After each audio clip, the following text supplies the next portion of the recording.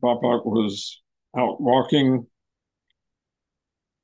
in the middle of the night, and he saw a light above him, and the light came down and entered his body.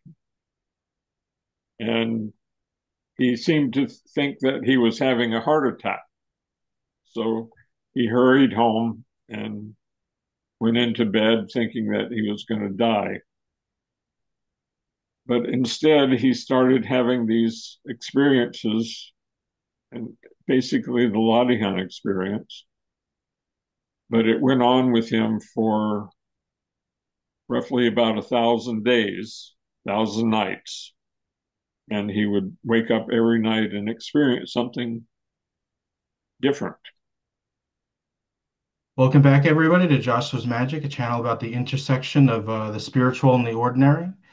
We're going to be exploring the topic of the spiritual group Subud and the practice of the Ladihan, which is a topic near and dear to my heart. And I have on a special guest to talk about it, Rahman Cantrell. He's a longtime Subud member and helper in Subud, part of the Subud Seattle group. Welcome, Rahman. Thanks for coming on. Thank you. I appreciate it. So Subud is a spiritual group I've been a part of for a long time, but I wanted to do an interview with somebody to talk about it, and maybe in another video I'll share some of my thoughts or experiences. But today it's for us to hear from Rahman. So to start with, the first part's going to be about what Subud is, what the Ladihan is, some of the different facets of that. And then later, the second part of the video we're going to talk about Rahman's spiritual journey, his experiences in the Ladihan, and moving through Subud. So buckle up, folks, and leave a like if you enjoy the video and consider subscribing. But yeah, so Rahman, what is this thing Subud? What is Subud? I think you would probably get a different answer from whoever you asked about that. But for me, Subud is like a gift from the Almighty or the higher powers, and it's something that was passed on to someone who is able to transfer, or not transfer, but to pass it on to other people. And it's a receiving that kind of touches your inner self, and it kind of awakens the parts of yourself that have been asleep for a long time. And it has a beneficial effect.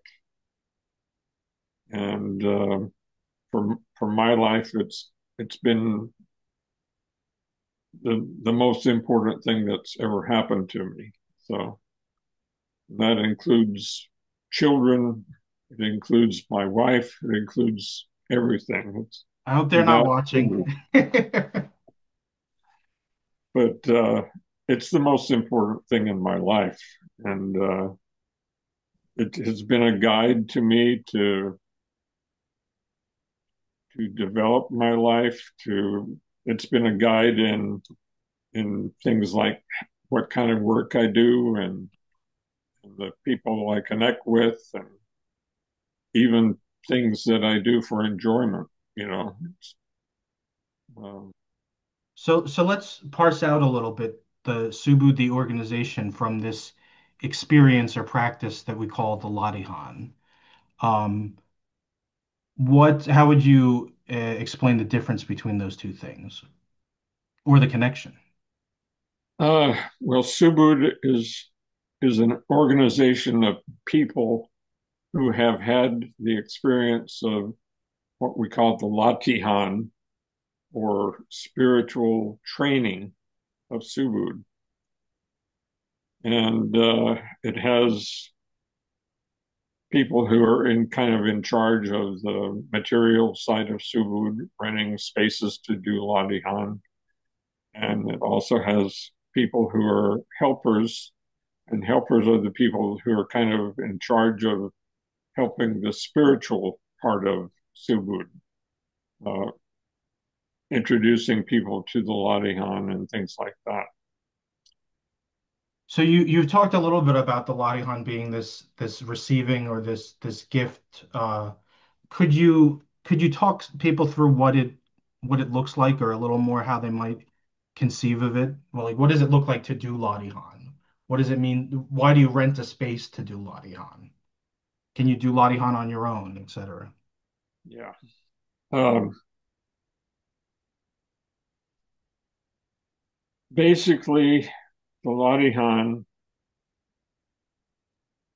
how we experience is men go into a room and the ladies go into a separate room. And at some point, you kind of quieten yourself, and someone will, at a certain time, say begin, and the Ladihan starts automatically, and each person receives it differently. There's not a set pattern for receiving Ladihan. And I've gone through various phases of different things in Ladihan.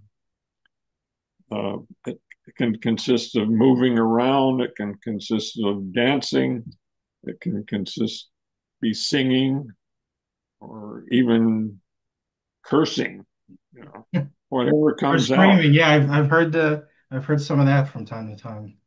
Yeah, yeah.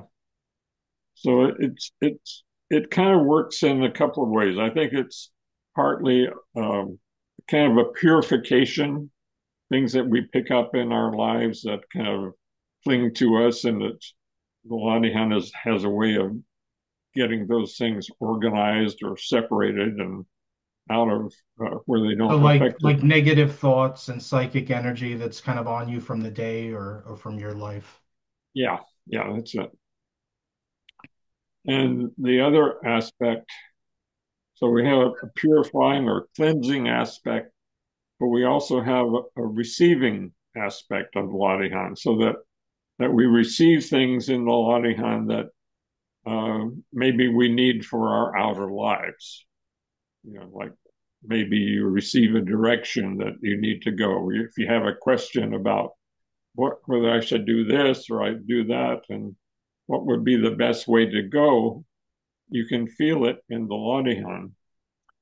And there's something called testing, where you can actually ask questions in the Ladihan, then you surrender and allow whatever happens to happen, and sometimes you get answers to whatever question you had. It's been pretty amazing thing for me because I've used that a lot in my life to, in terms of what direction I go and my work or something like that. That's probably the main reason I joined Subu to begin with years ago, was to figure out what I'm supposed to do with my life and what direction to go in. And that's been a help to me too. Yeah. But yeah, testing is usually done, or sometimes, you set aside the time to do that, and several men or women separately get together and test about. Well, yeah, why don't you walk us through that process? Sometimes in Latihan you can just receive or test, but when they do it as a separate thing, can you talk us through how that usually goes? Yeah, if a member has a question about his life or her life and can't decide for themselves what's the best direction to go, they ask the helpers to test, and the helpers, usually 3 or 4 people, will come together with the person and they ask the question, and then the helpers generally will receive with that person so that he feels more confident in the answer, I guess. But it really isn't necessary to have helpers when you want to test for yourself, as you can receive um, after you've done the Latihan for a while, you can receive for yourself what the best direction would be. Yeah, I one thing I like about the testing that's usually done with the helpers is, everybody will receive and people will share, their receiving, but they'll ask the person first who's putting the question or wants the information, what did you get, right? So it's not other people's receiving that are kind of blotting out. The most important thing is what you received or what came to you, you know. That's right. Yeah. So maybe let's talk about the Subud groups or the organization a little bit. Now, I mentioned earlier you're a helper. Can you explain what that is or what the role of a helper is in the Subud group and how is that different than a member or somebody else? Well, there's a committee, and the committee generally handles the material aspects, like renting space to do latihan, or in our case, we have a house, and it's kind of is in charge of maintaining or updating the house periodically and uh, getting together, having little get-togethers where we have lunch or something like that together after latihan. So, and then the helpers are the people who have the responsibility of talking to new members, trying to explain Subud as best they can, and uh, and opening people, which is the opening is the beginning of receiving this um, the Latihan, and helping them with that afterwards. So, but it's not a really complicated job. It's just basically being a helper. So well, you mentioned the opening. Let's talk about that. Why is it called the opening and what goes on? I mean, are you closed before that? What does that mean? I mean, by the way, audience, I know the answers to these things, but I have to ask the questions like this to Yeah. be a good Yeah. interviewer. So, what is the opening? The opening simply is the beginning of this process. Um, Usually, a person comes before the opening for a couple of months, and helpers kind of explain to people what Subud is, and then after, when it's time for that person to be opened, the term opening is simply the beginning of the process of receiving the latihan of Subud. And latihan just means that it's an Indonesian word that means something like training or exercise. And in our case, it means the beginning of receiving the latihan. And what does Subud mean? What does that name mean? So the Latihan means training or practice in Indonesian, but what does Subud mean? Subud is the word that it's a contraction of three Sanskrit words: sushila, buddhi, and dharma. And sushila means, I think, something like right living according to the best way a person can live their life. Uh, Buddhi is the higher part of the person, like the soul or the inner part of that person, from what I understand. And Dharma simply means surrender to this process, surrender to God, basically. Yeah, and surrender is a pretty big key word to Subud. It's all kind of about surrender, right? Yeah. And so part of the trouble is Subud is really an experience, and to intellectualize it too much is to sort of miss the point. But for an interview, we have to intellectualize it a little bit to convey ideas.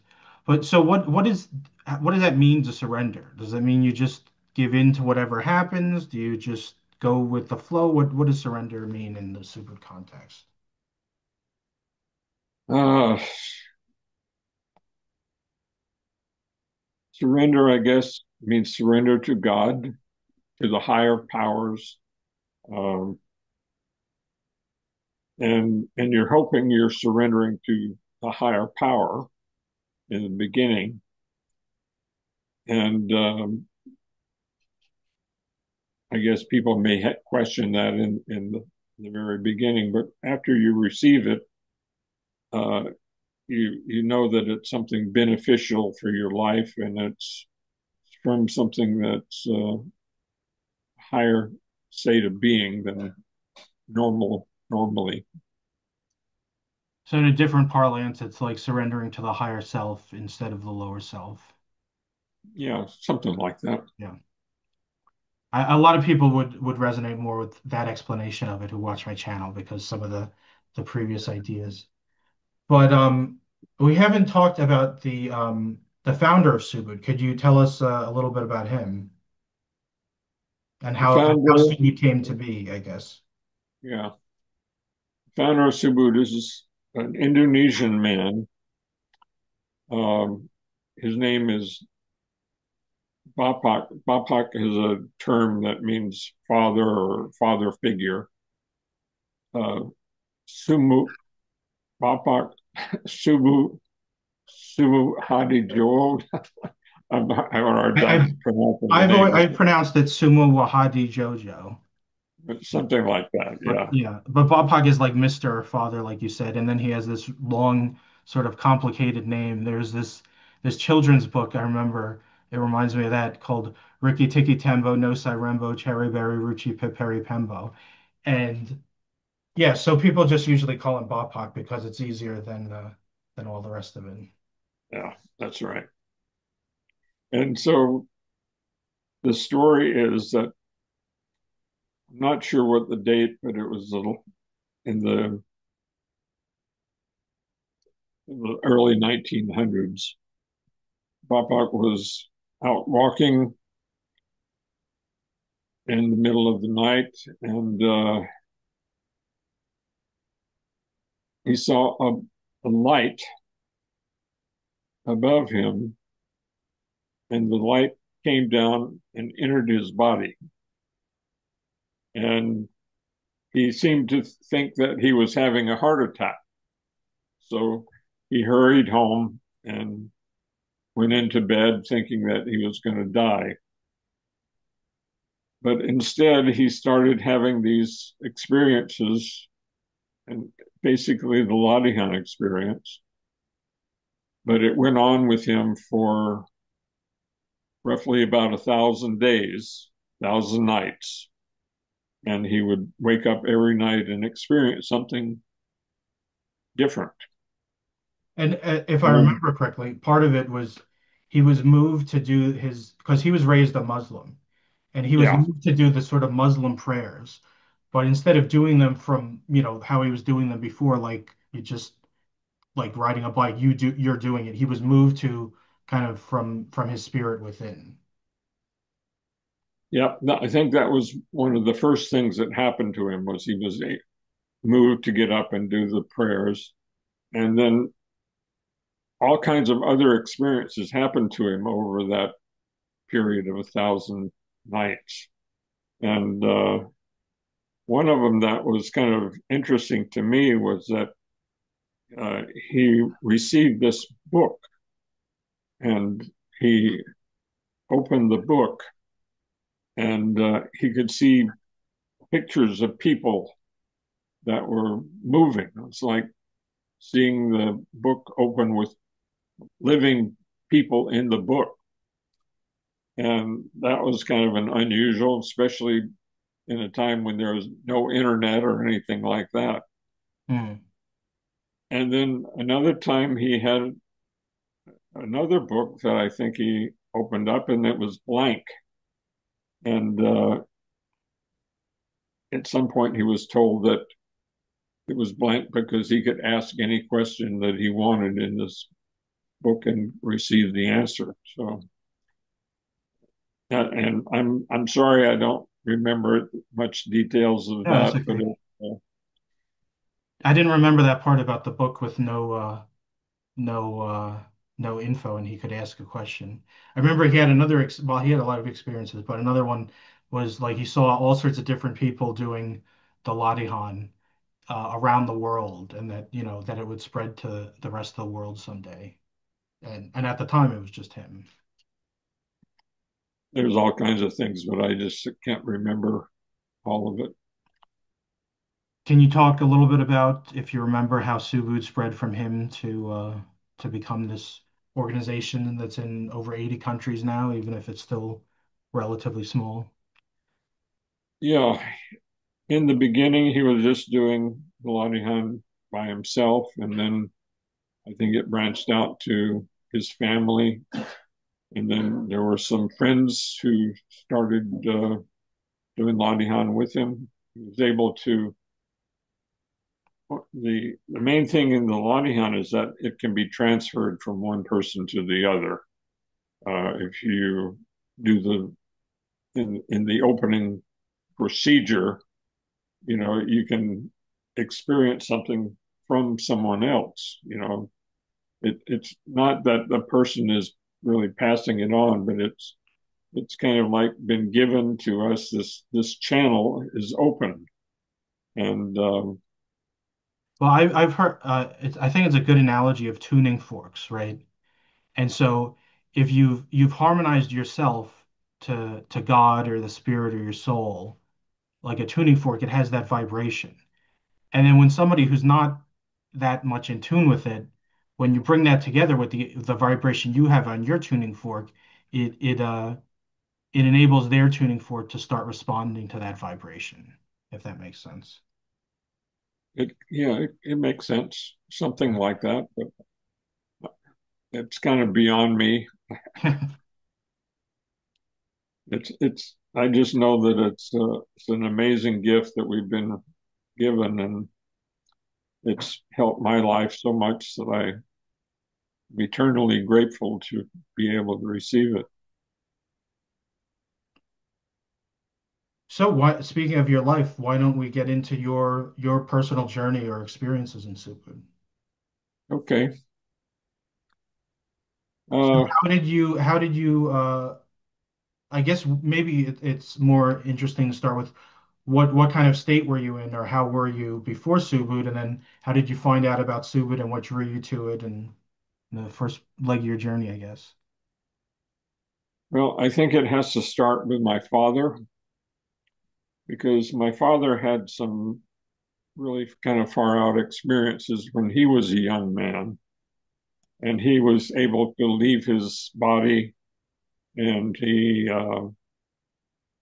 saw what he called angelic beings, and he believed that he was went to a place that's called the Akashic Records, and he described seeing books that would come and open up in front of him, and he would look at the book, and it had living pictures in the book. Hmm. So from his experiences, he would tell me these things, and it kind of put me on a journey to try to find out more about my spiritual life, what's really the meaning of life. And I searched different things. I searched some of the Indian philosophies and some of the gurus from India. I looked into Zen Buddhism, a couple of other things. I even went to a monastery in Mexico to try to find some kind of deeper meaning, but I never could find anything that seemed like it was deeper than kind of the surface level of something, like people going to church, but there's not a deeper Hmm. meaning in that. So I was a searcher, and I'd kind of given up because I couldn't find anything that really satisfied my search. And then I had a girlfriend at the time, and we broke up, but I still had this feeling to come to her apartment after after we had broken up. And it was kind of a compulsion. I just kept coming.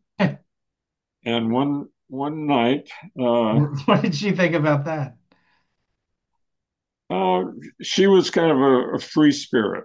I So see. there'd be a bunch of people hanging out at her apartment. And so one night she had read somebody's fortune in tarot cards. She was into that. And afterwards, she wanted to be with her new boyfriend. So myself and a couple of other guys went out into the kitchen. And one of these guys was a jazz trumpet or jazz saxophone player. And he was in Subud. And so he told us about Subud. And it sounded fascinating to me. And he told me to look for George Field's bookstore in San Francisco. And I went there and I bought a book called Concerning Subud. And after I read that, I felt pretty sure this was something that I wanted to do. So I started going as a what they called a probationer or applicant these days. And I sat outside the Ladihan for a couple of months. And I noticed that no matter what state I was in before I got to this Ladihan, that afterwards my feelings would be calm and feel quiet. And I remember one particular day that I was just completely frustrated from work, and I got kicked off the bus because I was trying to get on a very crowded bus, and I got on at the back part. The driver wouldn't go if I stayed on, so I had to get off. So I was all frustrated and upset about that. And I went to Ladihan, and I was sitting outside the Ladihan, and I could hear the Ladihan, and it affected me. And I noticed at the end of that, my frustration and my negative feelings were completely gone, and kind of made me take notice. There's something to this, and so I eventually got opened and started doing Latihan in San Francisco. Interesting. So that's your journey into Subud. You're now a Subud member. Um, what was your experience of the opening? The opening for me was not very strong. I didn't feel too much. I wasn't opened in the San Francisco group. I was opened in Douglasville, Georgia. Hmm. I had gone back home to visit my family, and I called up some of the Sioux people, and there was like one guy in one part of the state, another guy in another part of the state. So about three or four people got together to do my opening because it had the time has run out. Uh, so that was not particularly strong. But when I came back to San Francisco, uh, after a couple of months, BAPAC came, or the BAPAC comes, gives talks, and does testing with people, and so that was a pretty strong experience being with him in that situation. And I also had this kind of strange experience where at the time when I was like 21 years old, I felt like I was a pretty spiritual person. I had done all this spiritual searching and things like that. And the first Latihan that I did with Bapak, after we were coming down, we were coming down. It was on the fourth floor, and there's an elevator that goes down. And I was just happened to be at the same time Bapak was coming down. And we came into this little lobby thing at street level that opens onto the street. And so I go to the door and I open up the door and I'm waiting for people to come out. I was just holding the door for them, being a gentleman. And Bapak looks at me and says something. And I have this feeling like, ah, Bapak recognizes my spiritual self, something like that. And the translator actually translated his name was Usman. He was went with Bapak, and he translated saying that would you please close the door because Ibu is feeling ill, and that kind of deflated my ego. So it was. I know it sounds kind of like a simple thing, but it made a really big impact on me, and I think kept me from drifting off into some kind of an idea of my spiritual self. Hmm.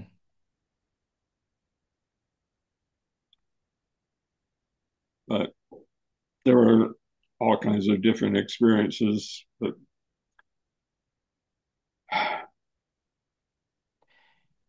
So, how did the Ladihan grow with you, or how did your experience of it manifest? I mean, that was one thing. Being with Bob Park was much stronger.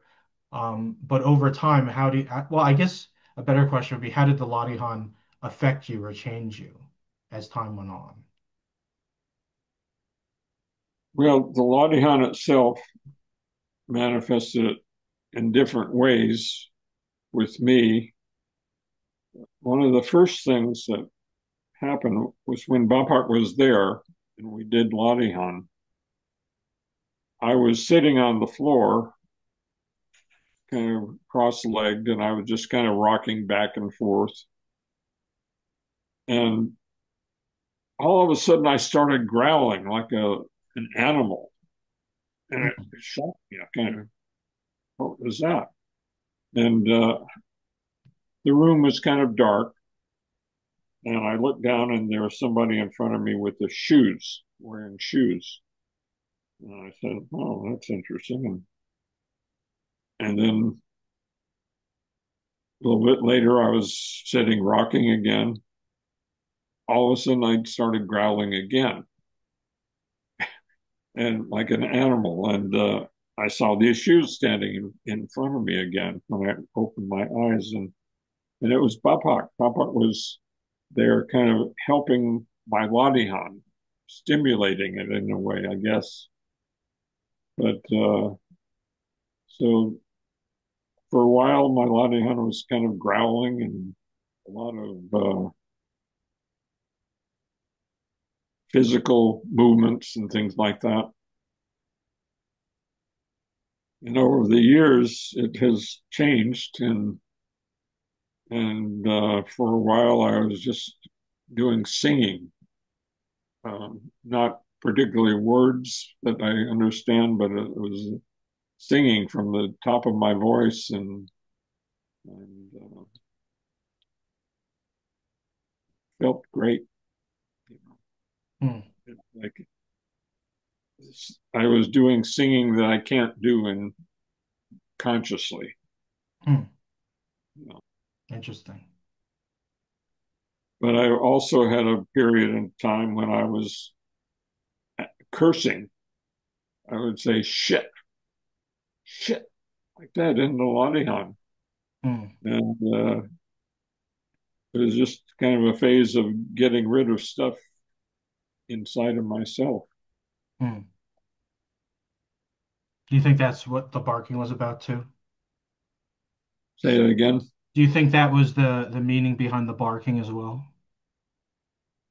No, I think the barking or that animal sound is I think we have these different forces in us.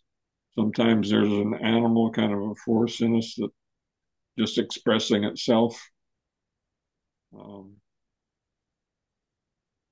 maybe coming to the surface or something like that. Hmm.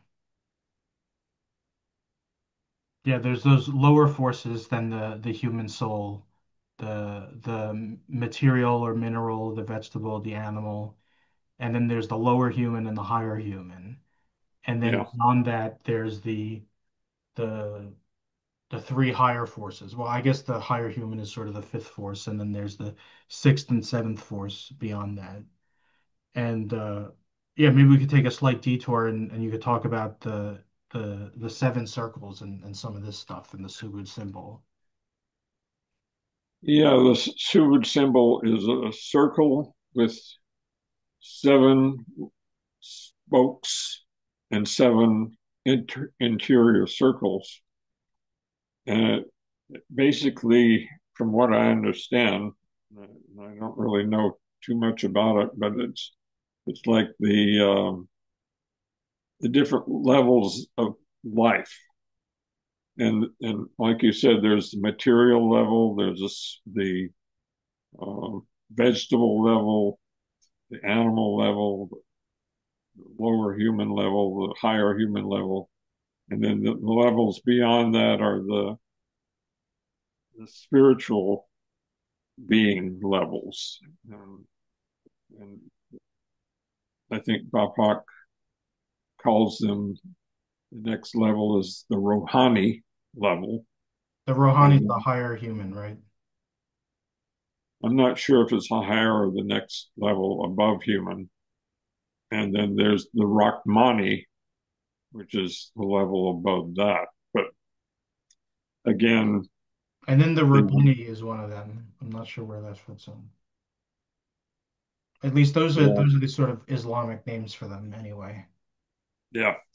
And it's not something that's easily understood. You know, you Yeah. might have an experience in the Ladihan where you can feel something is like a material level or a vegetable level or something like that, but it's uh, really it's not that easy to explain or even to experience. So Yeah. And that's part of the purpose of the Latihan is that you have all these forces within you, at least the lower ones to start with. And it's about bringing them to life and having them come to the proper state of being or the proper order. And then, I guess at a certain point of spiritual evolution, then those higher forces will eventually come in. yeah, yeah, I think the idea is that things are out of balance for most of us, and that the Lanihan is a way to kind of put things back in balance again, so that you're not ruled by the material forces within a person or the vegetable forces, and that you become able to be in charge of your own self, basically. So are there any other experiences or stories of being in Subud that you'd like to share as your time went on? Uh, yeah, there was all kind of things. I was kind of led to become a photographer, and I started taking pictures of Subu people back in the '60s. And I have thousands of pictures of Subud events and people over the years. And then back in 1987, when Papak passed away, I started doing videos interviewing Subud people about, how they felt about what's going on in the world and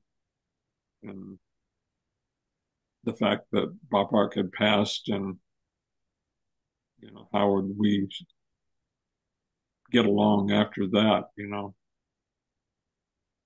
And so I have all these different videos from that time period. And I've been interviewing a lot of other Subud people who are older now, and we've all of us have had these different experiences. And uh, so I had this dream that I needed to do this. I had a dream that I should be interviewing Subud people on some way, and Zoom seemed to be the way that came about that made it all possible. So I have over 60 different interviews with different Subud people on YouTube, and anybody can find those by searching Subud stories and experiences Well, we'll on make sure to YouTube. have a link to Rahman's channel down in the description. So you can just click on it right from there and it'll take you to his channel. And you can see lots of other people's experiences. As Rahman alluded to before, people have all sorts of different experiences and even different understandings about Subud. So if you're interested in those, make sure to go check out his channel and subscribe for more from him. Thank you. So Bob passed away, and you were led to do this photography thing, and now that's part of what you're doing. I mean, well, not photography, but now it's sort of led into the interviews on your channel. Um, what have you gotten, um, or what's been revealed to you in interviewing all the people that you've interviewed? What are some things that's awakened for you, or shown you, or you've learned from it?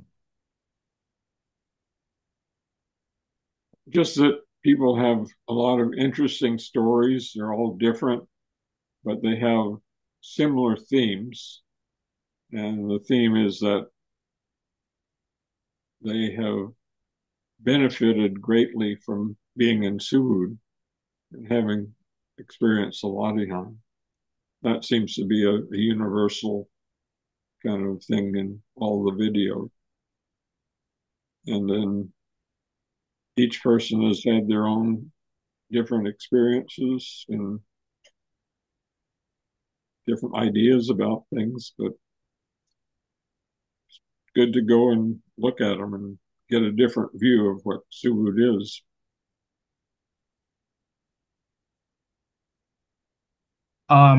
Is there anything else you'd like to share about your own journey before we move on to the final question? Uh,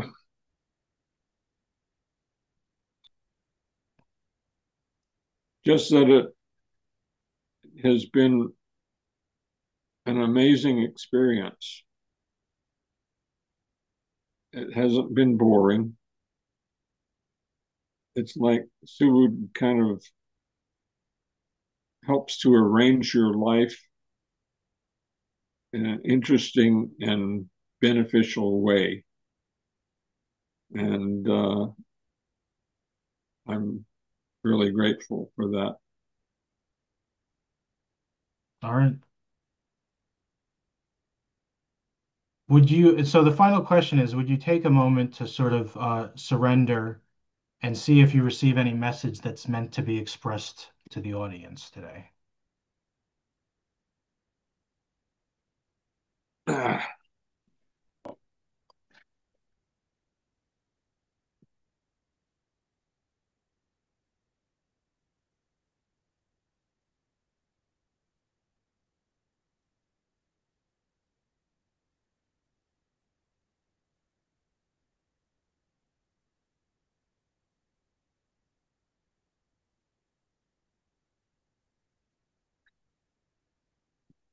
Just that Subud, the Subud Latihan is a gift, and you can accept it or not.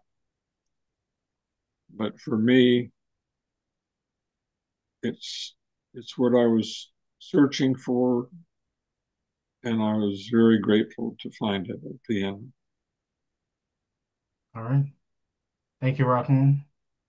Thank you. It's a good conversation. And if people are interested in finding out more about Suwood, where would you direct them? Uh, just, I guess, to look it up online. Subud USA is the kind of the main organization in this country, and they have a list of people around the country that you can connect with. All right, we'll have links to some of that stuff in the description for people. But yeah, Okay. if you enjoyed the video, folks, leave a like on it and consider subscribing if you'd like to see more interviews. And maybe share this with somebody if you think they'd be interested in it as well. So also check out Rahman's channel for a lot of different interviews with Suwood people and variety of experiences there. Again, the links for that in the description. But closing words, Rahman, or Peace. peace?